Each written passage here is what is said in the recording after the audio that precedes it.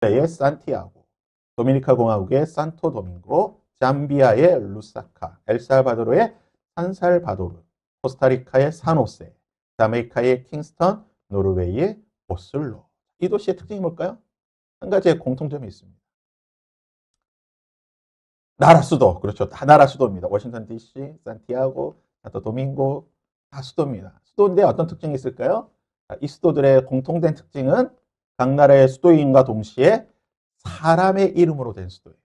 그러니까 우리가 봤던 워싱턴 DC, 워싱턴, 조지 워싱턴이고 산티아고라고 하는 그 사람, 산토 도밍고, 루사카, 살산바도르, 다 이게 그 나라의 어떤 민족의 영웅이거나 건국의 아버지거나 또는 뭐 굉장히 위대한 사람들의 이름입니다. 그 사람의 이름으로 딴 도시들이에요. 그 사람의 이름으로 된 수도들입니다. 혹시 이제 다음에 세계여행 가실 때 칠레 가면 산티아고 왜 산티아고인 줄 알아? 또 아시면 됩니다. 그럼 이제 커피 한 잔 얻어먹을 수 있겠죠. 자, 고대 사회에서는 이제 이런 경우들이 종종 있어요. 도시들을, 예를 들어 뭐 수도라든지 또는 제2의 제3의 도시들을 위대한 영웅들의 또는 그 시대의 왕의 이름을 따거나 아니면은 또 왕 같은 경우는 자신의 부인이나 첩의 이름을 따서 도시의 이름을 짓게 되거나 아니면 개명하는 그런 경우들이 종종 굉장히 많습니다. 이런 과정을 통해서 무엇을 하게 되면 왕권의 신격화를 하는 거죠. 우리 왕이 정말 위대한 왕이다. 우리 왕이 얼마나 위대한 왕이냐. 이런 큰 도식을 왕에게 바칠 만큼 우리 왕은 위대한 왕이다. 라는 그 뜻으로 왕을 신격화하거나 왕권을 강화하거나 왕을 숭배하기 위해서 보통 이제 도시를 옮기게 되는 것은 그 왕권을 강화시키는 효과가 있습니다. 왕이 자신의 세력을 더 기존에 있던 도시에서는 자신의 세력을 제대로 키울 수 없기 때문에 새로운 도시를 수도로 만들고 그곳에서 자신의 세력을 키우기 위해서 보통 이제 전도라고 하죠. 그런 일들을 하게 되는데 그러면서 이제 그 도시의 이름을 자신의 이름으로 붙이는 거예요. 그래서 또 그런 경우도 있고 또 한 가지는 이제 식민지 도시가 집의 통치자에게 아부하기 위해서 이제 성경에 보면 그런 경우가 나옵니다. 통치자가 그 도시를 왕에게 바치면서 아부하기 위해서 도시의 이름을 그 왕의 이름으로 짓는 경우들이 있습니다. 역사적으로 보면 이 알렉산드리아는 알렉산더 대왕, 이 알렉산더를 기념하기 위해서 예전에 다른 이름이 있었죠. 이게 트리플이었나 뭐였지? 근데 예전에 다른 이름이 있었습니다. 근데 이걸 알렉산드리아 이름을 바꾸게 되는 거고요. 안티오키아라고 하는 건 안티오코스, 안디옥이죠, 안디옥. 오늘날 이제 안디옥이라고 불리는 도시인데 안티오코스라고 하는 왕에게 기념하기 위해서 또는 이제 셀루코스 다 이제 헬라 왕인데 헬라 그리스 그 왕들인데 세레우키아 또는 뭐 시저 로마의 시저 그 가이사 성경에서 이제 가이사라고 나오죠. 카이사르 카이시리아 가이사라 이거 전부 다 가이사 시저를 기념하고 시저에게 아부하기 위해서 그래서 빌립보 가이사랴라 또는 뭐 가이사라고 나오는 것은 헤롯이 자신을 임명해 주었던 그 시저 가이사에게 아부하기 위해서 도시 지은 이름이에요. 거기다 이제 빌립보라고 하는 이름을 붙인 것은 이제 겸해서 나도 이제 나의 아들의 이름을 좀 붙여가지고 뭐 겸해서 이게 조금 더 하는 경우고 티베리우스도 마찬가지고요. 콘스탄티노플 동로마 제국인가요? 거기에 도시였던 콘스탄티노플도 마찬가지고 레닌그라드 같은 경우는 이제 오늘날 러시아의 레닌그라드는 레닌을 기념하기 위해서 베트남에 가면은 호치민 있죠. 예전에 사이공인데 이게 그 베트남이 통일이 되면서 그 나라를 하나로 만들었던 호치민을 기념하기 위해서 호치민시라고 이름을 바꾸게 되는 이런 일들을 이제 하게 된다는 거죠. 그럼 이제 자자손손 자신의 이름으로 도시가 만들어졌으니까 기분은 좋겠죠. 그러니까 성경에도 이제 이런 경우 아까도 본 것처럼 가이사랴, 티베리아, 그러니까 안티오코스, 안디옥입니다. 이게 다 이제 왕의 이름이에요. 왕에게 잘 보이기 위해서 지었던 이름이기나 또는 자신의 이름을 붙이기도 하고 아부하기 위해서 여러 가지 했는데 성경에도 이런 도시들이 많이 나온다는 겁니다. 그 중에 하나가 오늘 보고 있는 City of David, 다윗성이라고 불리는 다윗 도시. 이 다윗성이 원래의 이름은 무엇이냐? 우리가 읽었던 성경에서 나오겠지만 이 다윗성이 만들어진 이게 다윗성이 이제 예루살렘으로 더 확장되는데 예루살렘이 이스라엘의 수도가 된 이유가 무엇인가? 이제 그런 배경들을 우리가 쭉 한번 오늘 보도록 하겠습니다. 우리나라는요, 도시에 이제 사람의 이름을 안 붙입니다. 어떻게 우리 이 유교 보이들은 사람의 이름을, 그래서 우리나라 제가 찾아보니까 우리나라 지명 가운데 남한에 있는 지명에서는 사람의 이름으로 된 도시가 없어요. 암만 찾아봐도. 세종시가 있구나. 그건 현대에 지어진 이고 세종시 이제 현대에 지어진 이고 예전의 이름으로는 세종시 말고는 예전부터는 사람의 이름으로 조선시대는 거의 없는 것 같아요. 거의 찾아보고 우리나라는 도시는 안 하는데 길은 이제 이 사람의 이름으로 오늘날에도 많이 붙이고 있죠. 그래서 오늘날은 사람을 기념해서 보면 뭐 서울의 다산로, 뭐 세종로, 율곡로 전부 다 비싼 땅이네요. 대계로, 충무로, 뭐 전부 다 서울의 좋은 땅이죠. 이런 식으로 하게 되는데 북한은 그렇죠. 우리의 위대한 수령이 있는 북한은 자기 마음대로 하지 않습니까? 왕이잖아요. 절대 왕권. 그래서 북한은요 이름으로 된 도시 김정숙 군, 김형직 군, 김형공 군, 김책시 다 사람의 이름입니다. 김일성과 관련된 김일성의 가족이거나 김일성에게 충성했던 사람을 기념해서 이름을 붙인 거예요. 실제로 함경북도 김책시는요 북한의 정치인 당시 6.25 전쟁에서 큰 역할을 했던 사람, 이 김책의 이름을 따서 공업도시입니다. 김책 대학교도 있고 도시도 김책시라고 있습니다. 참 통일되면 이거 이름 어떻게 바꿔야 될지 참 피곤한데, 양강도에 가면 김형직 군이란 군도 있고 이런 식으로 이름을 아주 재밌게 줘. 북한이 좀 이름을 재밌게 짓습니다. 우리나라는 뭐 조선시대 또는 뭐 고려 신라 시대 때부터 이름을 계속 그대로 가져오지만 북한은 김일성, 김정일, 김정은 마음대로이기 때문에 이렇게 사람의 이름으로 도시를 짓기도 하고요. 이런 이름도 있다고 해요. 황해남도 과일군이라는 도시도 있습니다. 실제로 북한에 있는 도시 이름이 과일군. 왜 과일군이냐? 과일이 많이 나서 그렇대요. 그죠? 과일이 많이 나서. 정말 이름 단순하게 짓죠. 북한은 약간 좀 직관적이에요. 이름 짓는 거 보면. 굉장히 직관적이고 쉽게 알 수 있도록. 함경남도에는 낙원군이라고 있어요. 낙원. 사회주의 낙원을 건설하는 도시가 되는 낙원군이라고 하는 이런 도시도 있고요. 그 다음에 함경북도 은덕군. 김일성, 김정일, 김정은의 은덕은 은혜를 기리는 도시다.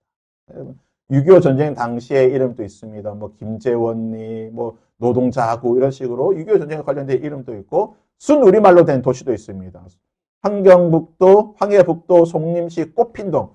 이 꽃이 피는 동네인가 봐요. 황해남도, 장영구, 샘물리. 우리가 지금 이제 냉천. 우리는 보통 이제 냉천이라고 하는데, 우리의 순우리말로 샘물리, 뭐 새별군. 이거 뭐 신성이겠죠. 신성인데, 우리나라 말로 된 이런 식으로. 북한이 참 이름을 재밌게 짓는 것 같아요. 아무튼 도시의 이름을 소위 말하는 네이밍을 하는 데는 이런 여러 가지 방식으로 네이밍을 한다. 한 가지 좀 재밌는 도시 이름인데 세계에서 가장 긴 이름을 가진 도시는 어느 도시인지 아세요? 세계에서 이름이 가장, 우리는 뭐 서울 두 자리로, 부산, 우리는 보통 두 자리잖아요. 세 자리로 잘하고 거의 한 두 자리 정도 되는데 세계에서 이름이 가장, 공식적인 이름이 가장 긴 도시는요, 그 유명한 방콕입니다. 우리는 방콕 지금 두 자리만 하고 있지만 원래 오리지널 방콕의 이름이 이거라고 합니다. 끄롱템마하나콘, 아몬 라따나 꼬신, 마힌다라 우타마, 뭐 하여튼 길어요. 이게 뭐 40몇 자라고 하는데 이게 방콕의 공식적인 이름이에요. 이걸 줄여가지고 우리가 방콕이라 부르는 거고 공식적인 이거는 이겁니다. 그래서 이 뜻이 뭐냐?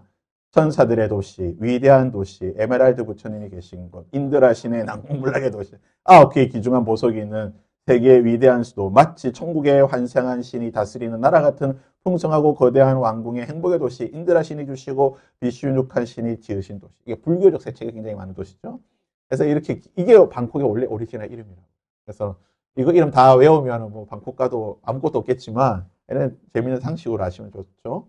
자, 그래서 오늘 이제 이런 여러 도시들이 있지만 세계에서 가장 유명한 도시, 그리고 세계에서 오늘날 가장 중요한 도시, 그리고 하나님에게도 있어 가장 중요한 도시인 예루살렘에 대해서 잠시 한번 보도록 하겠습니다. 1번, 두로왕 시돈이 건설한 다윗을 위한 도시의 이름은 무엇입니까? 6절과 7절과 9절과 11절에 보면 왕이 그의 부하들을 예루살렘으로 가서 그 땅 주민 여부 사람을 치고 난 뒤에 그곳에 있던 산성, 시온성을 빼앗았으니 이는 다윗성이라. 다윗이 그 산성에 살면서 다윗성이라 이름하고 다윗이 밀로에서부터 안으로 성을 둘러싸으니라. 11절에 두로왕 히람이 다윗에게 사저들과 백향목과 목수와 석수를 보내매 그들이 다윗을 위하여 집을 지으니 그 성이 무슨 성이다? 다윗성이다. 그리고 다윗성이 오늘날 예루살렘이 되었다. 그래서 두로왕 히람이 다윗을 위해 지어진 성이 뭐냐? 다윗성입니다. 다윗성은 어떻게 보면 계획도시죠. 물론 기존에 있던 시온 산성을 빼앗아서 만들긴 했지만 그것을 중축하고 확장하면서 계획도시로 만든 도시가 다윗성이다. 그러면 왜 두로왕 히람이 뜬금없이 다윗을 위하여 이렇게 다윗성을 지었을까요? 그 이유가 무엇일까요? 두로왕 히람은 다윗에 대한 소문을 들었을 거예요. 무슨 소문입니까? 10대 때부터 골리앗이라고 하는 거대한 2m 이상 되는 그 거대한 사람을 물맷돌로 물리치고 블레셋을 물리치고 사울을 이기면서 이렇게 했던 수많은 다윗에 대한 이야기를 들었을 거예요. 왜냐? 고대 사회는요, 한 사람이 영적인 한 사람에 대해서 흠모하고 추종하고 존경하는 그런 문화가 보편적으로 있어요. 더구나 이 두로라고 하는 지역은 블레셋과 경계를 닿아 있는 지역이고 북쪽의 여러 지파들과 닿아 있는 지역이기 때문에 아마 다윗에 대한 소문들을 분명히 들었을 거예요. 그러다 보니까 두로왕 히람은 다윗에 대한 어떤 존경심, 연모 또는 어떤 뭐라고 할까요? 남자들 간의 우정 같은 게 굉장히 많았습니다.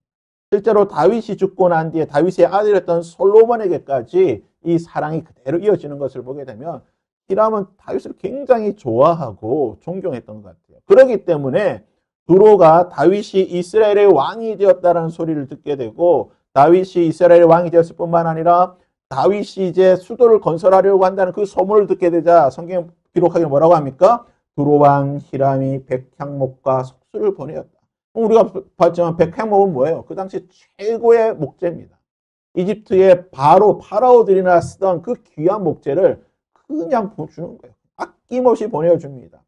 석수를 보내줬죠. 석수 역할이 뭐예요? 벽돌을 쌓고 건물을 만든 역할인데 백향목도 그렇고 석수도 그렇고 이 당시에 어떻게 보면 최고의 인력들이에요. 인재들이에요. 얼마 전에 미국에서 우리나라 그 LG 관련된 노동자들이 됐잖아요. 미국은 그 만들 실력도 안 되면서 괜히 우리나라 노동자들 그거 해가지고 좀 그래 됐지만 똑같은 거예요. 어떻게 보면 최고의 기술 장인들이에요. 핵심 인재들이에요. 이 인재들을 두로가 그냥 보내준 거예요. 성경에 보면 다윗이 돈을 줬다는 말이 없습니다. 다윗이 그냥 두로가 다 보낸 거예요. 두로가 건축비도 대주고 목재도 대주고 사람도 보내주고 다 해준 거예요. 두로가 다윗을 위하여 그 큰 도시 예루살렘 성의 그 초석이 될 수 있는 다윗성을 두로가 줬던 겁니다. 그러니까 두로왕 히람 같은 경우는 불신자예요. 예수 믿는 사람이 하나님을 몰랐던 사람입니다. 그 당시에 그들이 믿고 있던 신들, 그 해안에 있던 여러 신들, 가나안의 신들을 이들은 섬기던 사람들이에요. 그럼에도 불구하고 다윗에 대한 그 사랑과 존경의 마음으로 이렇게 했다. 우리가 한 가지 기억해야 되는 뭐냐? 우리가 하나님의 일을 할 때는 물론 하나님께서 믿는 사람을 통해서 역사하시는 경우도 있지만 많은 경우에는 믿지 않는 불신자들을 통하여서 하나님께서 도움의 손길을 주실 때가 더 많다는 거예요. 하나님께서 때로는 믿지 않지만 그러한 사람들을 통하여서 우리의 믿음의 어떤 여러 일들을 협력하고 도울 수 있는 일들을 한다는 거예요. 그래서 우리가 항상 우리가 가져야 될 마음이 뭐냐면 하나님을 제한해서는 안 돼요. 하나님은 우리 믿는 사람들, 우리 교회 누구 어떤 성도, 어떤 우리 구역, 어떤 우리 공동체를 통해서만 역사하실 거야. 이렇게 하나님을 한정할 필요 없습니다. 하나님은 열방의 주인이 되시기 때문에 모든 것을 통하여 역사하시는 거예요. 믿는 사람을 통해서도 역사하시지만 믿지 않는 사람을 통해서도 하나님의 일을 한다는 거예요. 예루살렘, 평화의 도시, 하나님의 도성이었던 그 예루살렘이 하나님을 모르던, 하나님을 믿지 않던 불신자였던 두로왕 히람이 지어줬다는 거예요. 이 사실을 기억하면 하나님의 그 역사하심에 대해서 우리가 제한하지 않고 하나님의 그 일들을 우리가 기대하는 마음들이 있어야 될 줄 믿습니다. 자, 그러면 다윗성의 위치가 어디에 있느냐? 다윗성은요, 여부수족이 차지하고 있던 그곳 가운데에 있던 한 산성, 성경에서 이제 시온 산성이라 되어 있죠. 시온산이라고 불리는 그 시온 산성에 있던 그곳이 바로 예루살렘의 오리지널 모습이에요. 다윗이 이제 그곳을 점령하고 거기에다 성을 쌓은 것이 다윗성이 되었다는 거죠. 오늘날 예루살렘에 가게 되면 예루살렘이 굉장히 큽니다. 그런데 그 안에 아주 그 틈을 작지는 않지만 그 끝부분에 이 다윗성이 있습니다. 다윗성이, 사진을 보시면요. 이게 이제 예루살렘 모습인데요. 다윗성, 그러니까 여부수족이 차지하고 있던 다윗성의 오리지널 모습이 이겁니다. 자, 사진을 보시면 기드론이 보이죠? 기드론. 자, 여기 이제 기드론 골짜기고, 흰놈의 골짜기는 이제 소위 말하는 그 사람의 죽은 뼈, 뭐 쓰레기, 이게 아주 안 좋은 부정적인 이미지가 있는 것이고, 자, 이곳이 오리지널 다윗성이에요. 처음에 다윗성이 이렇게 작았어요. 크지 않았어요. 작았는데 솔로몬 시대로 오면서부터는 이제 확장이 되죠. 요 위에까지. 왜냐면 솔로몬이 성전을 여기다 지었으니까. 요 모리아산에 있는 위에까지 다윗성이 확장이 되게 되고, 히스기야 시대 때 분열 왕국 남유다의 가장 큰 영향력을 차지했던 왕 중에 하나인 히스기야 시대 때는 더 넓어지게 되죠. 보시는 것처럼 좀 더 광활한 흰놈의 골짜기 밑에까지 전부 다 차지하게 되는 지역을 차지하게 되고, 예수님 시대로 오게 되면 2000년 전 예수님 당시로 오게 되면 이 모든 지역을 소위 말하는 이제 올드 시티라고 불리는 그 모든 지역과 감람산 그 부분까지 전부 다 이 차지하게 되는 것이 예루살렘의 모습입니다. 그래서 처음 다윗성은 작았어요. 마찬가지로 우리나라 한양도 처음에는 크지 않았잖아요. 왕이 있는 그 궁 중심이 한양이었잖아요. 그 강남이 뭐였습니까? 강남이 배밭이었죠, 배밭. 강남하고 저기 어디죠? 무역센터 그쪽으로 가면 전부 다 뭐 배밭이고, 그때 땅을 가졌어야 되는데, 그렇죠? 그때는 정말 버려진 땅이었잖아요. 광활한 그런 땅. 그렇지만 이게 이제 점점 도시가 발달하면서 서울이 확장되었던 것처럼 다윗성도 아주 작은, 시온산성 아주 작은 곳에 있었지만 점점 확장돼서 오늘날의 모습이 되었다는 겁니다. 그래서 사진을 보시면, 자, 왼편이 이제 기드론 골짜기 그 위쪽에서 본 거고, 오른쪽이 다윗성이에요. 쫙 그렇게 지금은 이제 흔적만 이렇게 성벽만 조금 남아있는 그 정도 수준입니다. 그렇게 크게 지금은 많지가 않다고 하는데, 이제 복원을 하고 있지만 예루살렘의 그 안에 이제 조금 한 일정 부분을 차지하고 있습니다. 그러면 이스라엘의 수도가 어떻게 변천이 되었는가? 이스라엘 수도의 변천사만 잠시 한번 살펴볼게요. 이스라엘이 공식적으로 가나안에 들어온 시기는 여호수아를 통해서, 모세와 여호수아를 통해서 가나안에 들어오게 되죠. BC 1400년경입니다. BC 1400년경으로 이게 보통 이제 그 연대고, 조금 이른 연대라고 불리는 BC 1200년으로 보는 학자들도 있는데, 오늘 이제 두 시대가 좀 많이 다툽니다. 왜냐면 이제 출애굽 연대 때문에 좀 다투긴 하지만 일반적으로는 이제 BC 1400년으로 보고 있습니다. BC 1400년에 여호수아가 들어왔을 때에, 여호수아가 가나안을 정복하고 이스라엘 12지파에게 땅을 이제 쫙 나눠주고 난 뒤에 이제 수도 역할을 할 수 있는 이스라엘 백성들이 함께 모이고, 소위 말해 이제 성막을 만들고 함께 하나님을 예배할 수 있는 제의적인 도시를 만들어야 되는데, 그것을 어디로 만드느냐? 실로라고 하는 곳에 성막을 세우게 돼요. 그러니까 예루살렘에 들어와서 실로라는 곳에 성막을 세우고 이것을 이제 종교 도시로 만듭니다. 그래서 이곳에서 370년 동안 이 실로라고 하는, 그러니까 사사시대 동안 이 실로가 종교적인 도시이자 수도의 역할을 감당하게 돼요. 왜 하필이면 여호수아가 많잖아요. 가나안의 위로부터 해가지고 다음부터 밑에 브엘세바까지, 그리고 족장들의 도시인, 오히려 중요하게 따지면 세겜이나 이런 도시가 더 중요하거든요. 아니면 헤브론이라든지 이런 지역이 더 중요한 지역들인데, 왜 하필이면 실로에다가 여호수아가 이곳에다가 성막을 놨을까요? 이유가 뭡니까? 너무나 단순합니다. 여호수아가 에브라임 지파이기 때문에. 실로는요, 에브라임에 속한 도시예요. 에브라임이 땅을 분배받았을 때에 이 에브라임이 분배받은 도시 가운데에 실로가 있었어요. 그래서 여호수아가 굳이 뭐 내가 살 곳에다가 성막을 세우겠다. 원래 레위 지파이기 때문에 레위 지파가 있어야 되기 때문에 오히려 남쪽으로 가야 되는데 안 갑니다. 여호수아가 실로에다 그냥 딱 세우고 그곳에다가 대제사장과 이곳을 오게 만들어서 수도 역할을 감당하게 되죠. 여호수아 18장 1절에 보시면 이스라엘 자손의 온 회중이 실로에 모여서 거기에 회막을 세웠으니. 이곳에 이제 이 지역이 그러니까 이제 계속 이게 반복이 돼요. 사진 보시면요. 실로가 여기죠. 자, 여기입니다. 실로가. 자, 이스라엘 12지파가 가나안에 분배받았을 때에 동편과 서쪽으로 바뀌게 될 때에 에브라임이 이제 거의 중심지긴 해요. 중심지긴 한데 이 에브라임의 주요 성읍이 어디냐? 실로입니다. 그래서 여기에다가 여호수아가 딱 세워놓은 거예요. 네. 당연하지요. 그렇죠. 여러분 같으면 어디다 하겠어요? 내 고향에다 세우겠지. 내가 있는 곳에다가. 그렇죠? 내가 머무는 곳에다 세우고 싶은 거예요.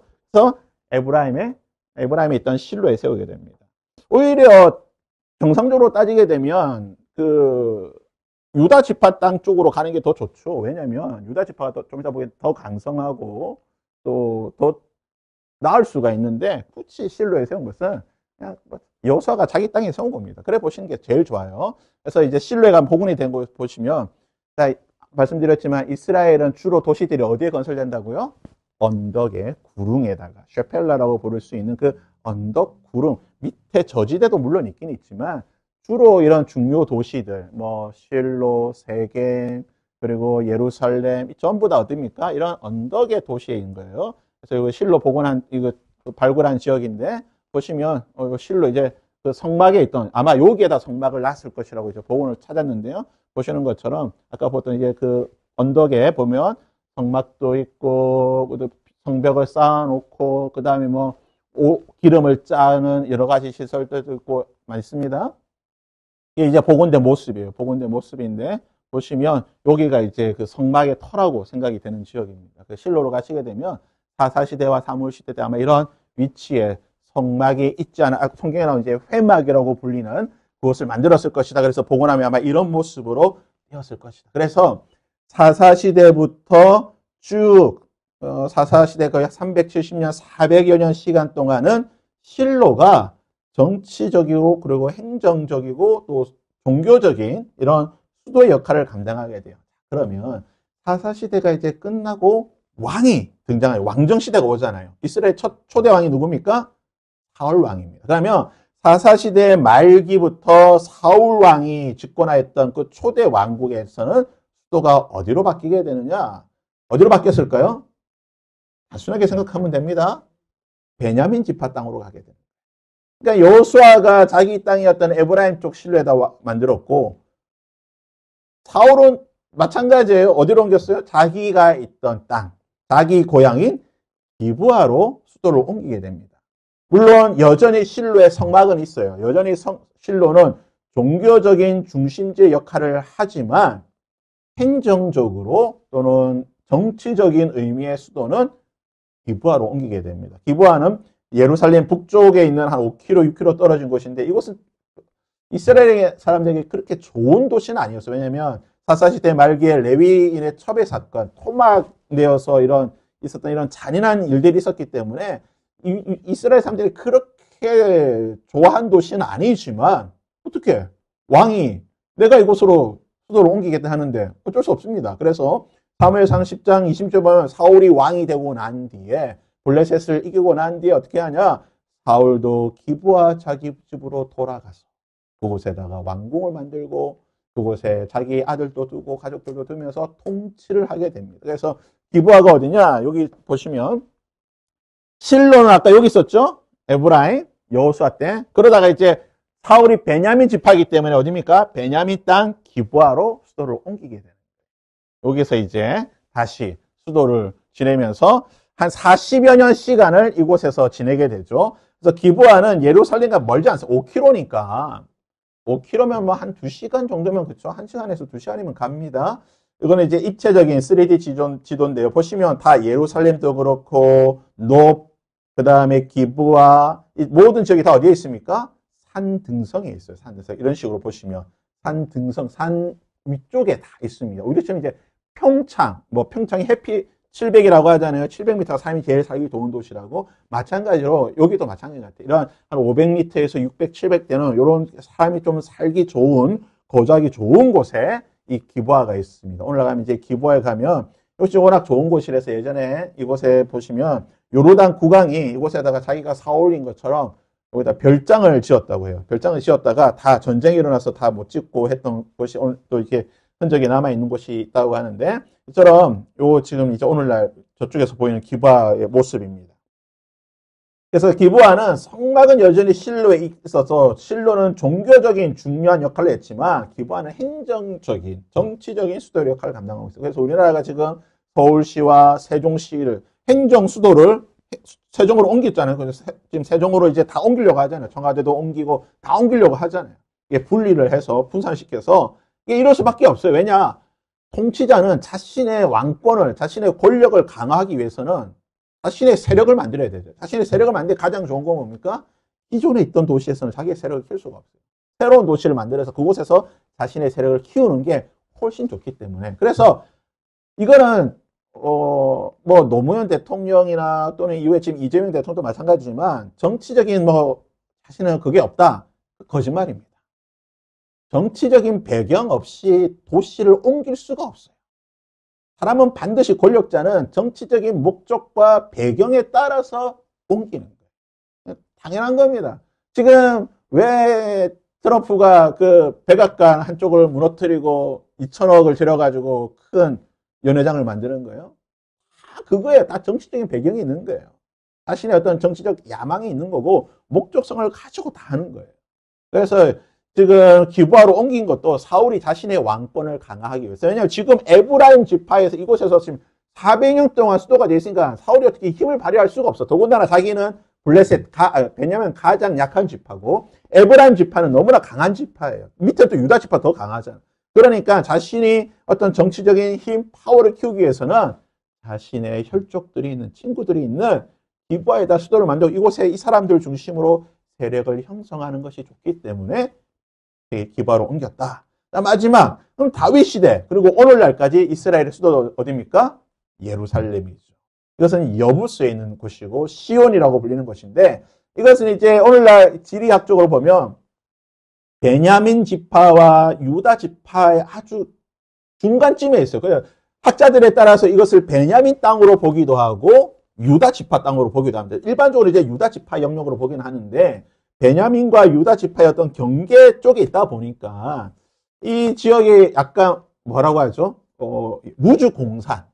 그러니까 유다 지파에서도 저거 우리 땅이라고 하기도 우리 땅이긴 한데 우리 땅 차지해봐야 또 베냐민 지파 옆에 있고 썩 그런 안 좋은. 베냐민 지파도 굳이 저 우리 땅이긴 한데 또 내가 가서 깃발을 세워가지고 괜히 우리 또 유다 지파나 다른 사람 귀찮게 할 필요가 없어. 약간 무주공산처럼 놓았던 땅이에요. 그래서 이 땅은 다윗 시대까지 오기까지 여부수족이 다스리고 있던 땅이에요. 물론 베냐민이나 유다가 자신의 땅이라고 생각하고는 있지만 굳이 내가 가서 점령해가지고 차지할 필요는 없는 일을 안 만들려고 했던 땅이었어요. 근데 이 땅을 다윗이 이 땅을 차지하게 됩니다. 자신의 고향이었던 베들레헴과 10km 떨어진 거리예요. 그러니까 한 2시간, 3시간이면 갈 수 있는 거리예요. 많이 안 깎겠어요. 양을 치면서 이쪽을 많이 다녔을 거예요. 양념은 저 좋은데 저기 왜 안 가라고 아마 생각하지 않을까 생각이 되는데 잠시 지도를 보시면요. 이렇죠. 자, 이거 이스라엘의 12지파가 가나안을 정복하기 전 가나안 7족 속에 차지하던 지역이에요. 그래서 지금 보시는 것처럼 지금 여부수족이 차지하고 있던 요쪽 그대로 오게 되면 베냐민과 유다 요 경계예요. 요렇게 요 경계로 딱 묶여 있어요. 그래서 이 베냐민도 그렇고 유다도 그렇고 굳이 안 차지하고 그러다가 이제 나중에 되면 좀 복잡해지는 문제도 있긴 있는데 아무튼 지금 요 지역인 거죠. 그래서 보시면 가나안 땅을 분배받았을 때 인구들입니다. 이스라엘의 12지파가 특별히 이쪽에 이제 9지파가 나머지 땅을 분배받을 때에 유다 지파가 이 땅을 분배할 때 7만 5천 명이에요. 이 땅이 넓은 만큼 많죠, 인구가. 근데 단 지파를 보시면 단 지파는 땅이 요만한데 6만 4,400명이 있었어요. 다른 지파도 마찬가지예요. 아셀도 마찬가지고 스불론도 마찬가지고 므낫세도 마찬가지고 다 마찬가지인데 보십시오. 에브라임은 3만 2천 명밖에 안 돼요. 인구 절반인데 큰 땅 가지고 있잖아. 그러니까 베냐민 지파가 보기에 이거 안 되네. 더군다나 므낫세와 에브라임은 요셉 지파로서 하나님의 영적인 장자의 지파고 큰 축복을 받았는 지파이기 때문에 베냐민 지파에 있던 사울이 이 땅을 가져올 수밖에 없는 거예요. 도움이 더 큰일 나는 거야. 더군다나 자신들의 인구도 많은데 땅도 작아. 불리해. 그렇게 생각했던 거고, 인구로 보게 되면은 당연히 원래는 이 유다 지파 쪽에 수도가 있어야 되지만 이런 정치적인 배경들에 따라서 있다가 다윗 시대, 다윗이 유다 지파이기 때문에 다윗 시대에 오고 나서야 수도를 예루살렘으로 다윗이 옮기게 되는 겁니다. 그래서 여기 보시면 이제 예루살렘에서 베들레헴까지 바로 옆 동네예요. 10km밖에 안 돼요. 10km. 그러니까 한 두세 시간 뭐 산보 가듯이 가면 한 3시간 천천히 걸으면 되고 좀 빨리 걸으면 이렇게 되는 거죠. 그래서 이 학자에 따라서 지도에 따라서 이 예루살렘을 유다 지파에 넣기도 하고 베냐민 지파에 속하기도 하는 땅으로 보고 있어요. 아무튼 이 경계에 있다 보니까 일반적으로는 유다 지파에 속한 땅이다라고 생각하시면 됩니다. 이 도시라고 하는 것이 물과 길을 따라 항상 형성이 돼요. 그냥 도시는 생뚱맞게 형성이 되는 게 아니라 도시라고 중요 도시들은 물길과 그리고 사람의 길 그리고 이런 그 물자의 길을 따라서 형성이 되는데 이스라엘의 중요 도시 4개의 길을 우리가 잘 알고 있죠. 이건 이제 여러분 아시면 돼요. 자, 바닷길, 해변길이라고 불리는 블레셋을 관통해서 가는 해변길이 있고 족장길, 이스라엘의 족장이었던 아브라함과 이삭과 야곱과 이스라엘 모든 족장들이 주로 다녔던 길이 어디냐? 요 길이죠. 그래서 세겜과 실로와 베델과 예루살렘 어디입니까? 오늘날 이 성경에서 우리가 보았던 실로, 세겜, 예루살렘, 베들레헴 전부 다 족장의 도시들이에요. 옛날부터 있던 고대 도시들. 그 다음에 이제 계곡길이 있고 마지막으로 왕이 들어가 이렇게 있죠. 그래서 이스라엘의 도시들을 왜 이렇게 만들었냐? 만들 수밖에 왜 족장길이에요. 그냥 이스라엘이 조상 대대로 4,000년, 3,000년 전부터 끊임없이 그냥 쭉 다니던 길이고 익숙한 길이고 다 알던 길이기 때문에 이 길에 따라서 수도들이 세워지게 되었다라는 것을 보게 됩니다. 그래서 마지막 사진 보시면 이 높은 언덕에 그렇죠? 언덕에 있는 족장길에 전부 다 중요 도시들이 다 있습니다. 족장길에 따라서 중요한 도시들이 다 분포가 되어 있다. 그래서 이스라엘은 그런 셰펠라라고 불리는 구릉 지역을 중심으로 도시들이 형성이 되어 있고 다윗 역시 자신의 새로운 성을 쌓는 것이 물론 하나님의 인도하심에 따라서 세우긴 하였지만 자신의 어떤 정치적인 배경이 있다는 거예요. 자신의 왕권을 강화하기 위해서. 왜냐하면 사울의 왕권을 이제 끝내고 사울의 세력들을 없애기 위해서는 사울이 세웠던 그 기브아의 도시가 있어서는 안 되기 때문에 그곳의 세력을 없애고 자신의 고향, 자신의 본거지라고 할 수 있는 예루살렘, 베들레헴과 가까운 예루살렘에다 도시를 만들고 이곳에다가 수도를 만들고 자신의 성도 만들고 이제 6장에서 보게 되면 뭘까지 만듭니까? 하나님의 성막까지 실로에서 가져와서 명실공히 이스라엘의 수도로 삼게 됩니다. 그래서 이 모든 것이 이런 지리적인 그리고 어떤 정치적인 그리고 역사적인 배경 속에서 이 모든 것들이 형성이 되는 거고 그 모든 섭리를 주관하시는 분은 누구시냐? 하나님께서 이러한 섭리에 따라서 역사하시고 이끌어 가셨다. 우리가 다음 주에는 이제 이 다윗성에 대해서 이것이 이제 어떻게 성이 지어지고 그리고 왕정 시대를 거치면서 오늘날까지 그리고 이 다윗성이 가지고 있는 종말론적인 의미와 그리고 우리에게 주는 오늘날 우리에게 주는 선교적인 메시지까지 우리가 한번 쭉 살펴보도록 하겠습니다. 그래서 여러분 저도 말씀드렸지만 하나님의 역사를 우리가 지어내서는 물론 하나님은 섭리와 예정 가운데 모든 역사를 이끌어 가시지만 그러나 믿든지 믿지 아니하든지 모든 것들을 통해서 하나님의 뜻과 하나님의 섭리는 나타날 수가 있다는 사실을 기억해야 됩니다. 이 여부스 족속이 가지고 있던 어떻게 보면 버려진 땅이었던 이 시온 산성이 왜 다윗이 차지하고 오늘날 가장 중요한 도시가 되었는가? 그게 다 하나님의 섭리와 하나님의 뜻과 계획 아래 있는 거예요. 어떻게 생각하면 어떻게 하나님의 도시가 오히려 우리는 헤브론, 아브라함의 무덤이 있고 그런 족장들의 무덤이 있는 헤브론이 수도가 되어야 되는 거 더 좀 성경적인 것 같은데 전혀 생뚱맞게 여부수족이 가지고 있던 그 땅이 오늘날 가장 귀한 하나님의 도시가 되었던 것은 하나님의 역사하심에 대해서 우리가 그런 생각들, 그런 관점에서 좀 접근할 필요가 있다.